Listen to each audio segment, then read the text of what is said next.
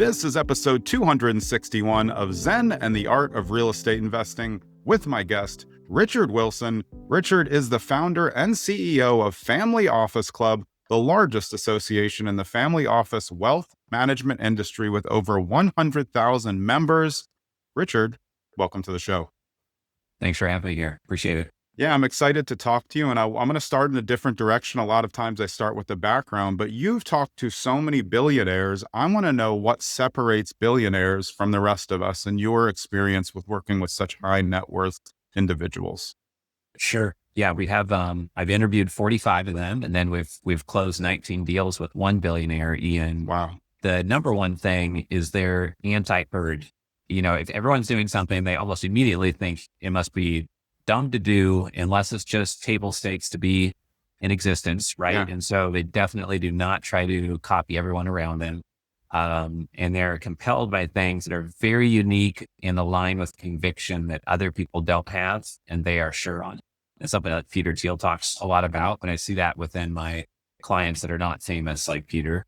They're voracious learners, and they move lightning fast when they are sure about something. And they don't care if it's unpopular or not what their team thinks should be done. Yeah, I mean, those are great examples. And the speed to making a decision I've seen is so important because then they can pivot, but they just want to get to action before everybody else who's sitting around, which is very popular in real estate investing, to sit around, analyze for years and years, and then eventually take the plunge when you've missed all the good deals. Right. Yeah, exactly. Like, you know, the founder of Oak Tree Capital, Howard Marks, in his book, The Most Important Thing, talks repeatedly about how when something's unpopular, it's when it might be a good deal. And when it's so toxic, everyone thinks you'd be an idiot to even touch it.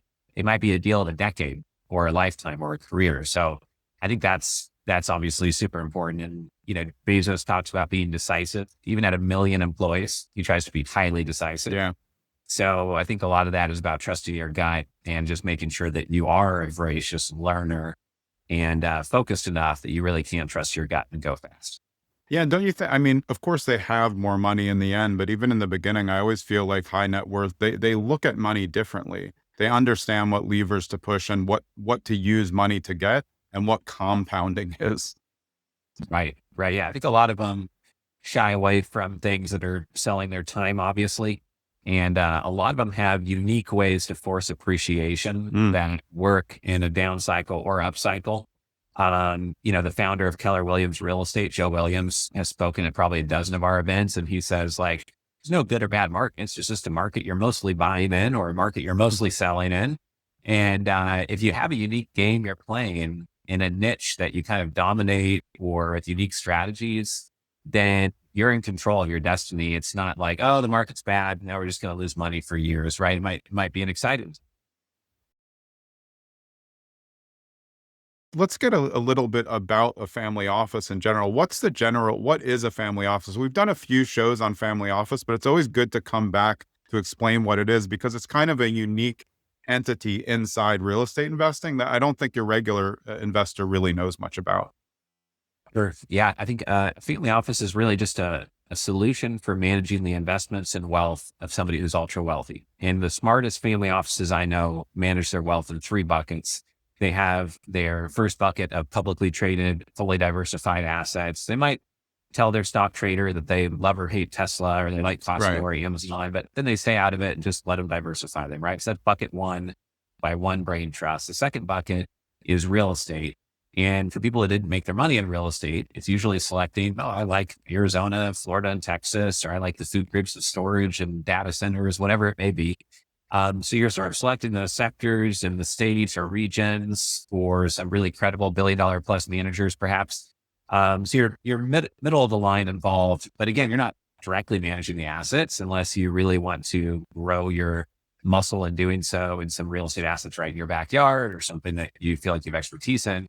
That's the second bucket. And it's usually 80% cash flowing, 5, 10, 20% real estate development, in my experience. And then the third area is really direct investments in the area where the family made their wealth. And again, it could be real estate development. That's where they made their wealth. Right. But if you ran auto dealerships or a manufacturing company, probably you're going to keep on growing your wealth by leveraging the distribution channel you have at Costco or by whatever you did to create your wealth in the first place, right? So that's where they play offense the most. And then they have these other areas that need to be generally managed by different people. Yeah, and the goal of family offices is really to maintain generational wealth. I mean, the thing that even new parents are thinking of, this is just a larger scale. Yeah. I mean, like some people have a goal of like, I want to give away all their wealth or I want to spend every dime so I don't spoil the kids. Or like Warren Buffett says, like, I want to give my kids enough money to do anything, but not so much money they can do nothing. So for some, it's to inspire future entrepreneurism and not just to inspire Ferrari buying and Yeah. drug taking by kids on Miami Beach that don't have to do anything, Yeah. So I think like it is mostly what you said, though. It's like they know how to create wealth. So when they hire other people, it's usually to maintain and grow the wealth. And then they take the most risk on typically within their own niche. Right. But they might have a great risk appetite. They made their money in crypto or venture capital, or they're just hungry to really grow their net worth. And some of them are very open to risk. I think based on what we were talking about before, it's also important to note that the more stable assets you have, the more your risk tolerance can go up because it becomes like a diversification balance to the portfolio. Like people who invest in startups, of course, you're going to lose on a lot of them. But if you hit one, you've just hit the jackpot. So it's kind of leveraging what the goals of the family office are and how to diversify the whole portfolio, also considering the three buckets that you talked about at the beginning. Yeah, I think that related to what you just said is investors leaning forward when they see an asymmetrical return. And something we tell investors all the time, or anyone raising capital, that if you get to see deals first or exclusively or at a better valuation, that's typically because you're either positioned very well, your relationships, or you're adding strategic value. So people want you on the deal. So they'll show you the deal first exclusively or at a better valuation because you add brain power and you're not just a checkbook. And so if you can do that, then your wealth grows tremendously.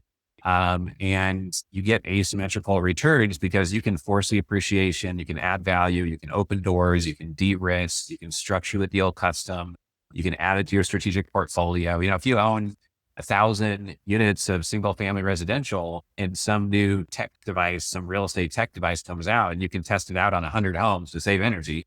Well, now you can beta test it before you invest. And then when you invest, put it in all 1,000 homes and get their revenue to a decent stage just within your own portfolio.